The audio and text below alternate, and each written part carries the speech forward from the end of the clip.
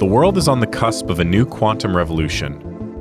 We are at an inflection point between research and development and commercial applications of a powerful technology. To take advantage of this technological opportunity, the United States must work to maintain and strengthen its leadership in quantum technology. However, the U.S. faces major challenges and stiff competition it must overcome.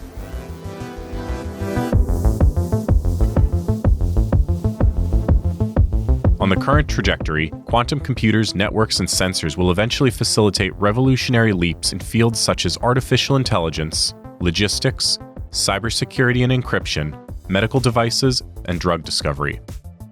In the realm of defense and security, quantum-enabled sensors might also help guide autonomous weapon systems in GPS-denied environments. The building blocks for this quantum future are being laid today. Some of the largest tech companies on Earth have made big bets on the quantum sector. Venture capital funding has been flooding into the industry, breaking the $1 billion threshold for the first time in 2021. Quantum's potential economic windfall may rival that of electricity or the internet, leading many governments around the world to develop strategies for growing their own quantum industries. Although exact numbers are hard to confirm, reports suggest the Chinese government has invested approximately $15 billion toward quantum technology development. This is more than the next 7 countries combined. China is now the home of the world's most powerful quantum network and 2 of the world's most powerful quantum computers.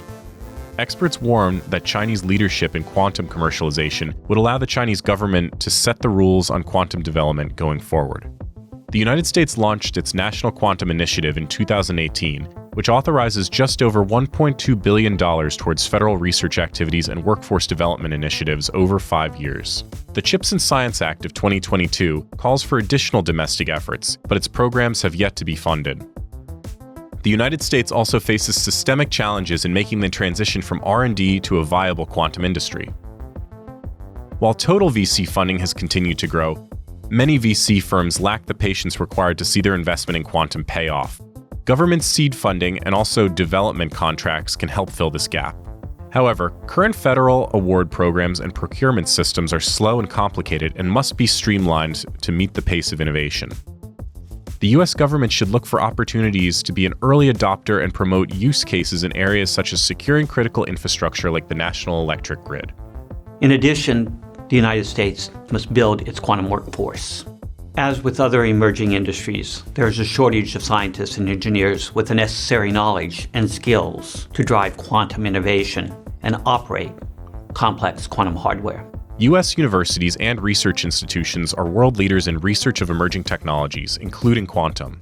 But the talent pipelines from these top institutions struggle to meet the demand of industry.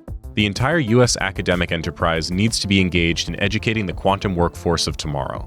The U.S. should create a streamlined path to permanent residency for those who graduate from U.S. universities with advanced quantum-relevant degrees.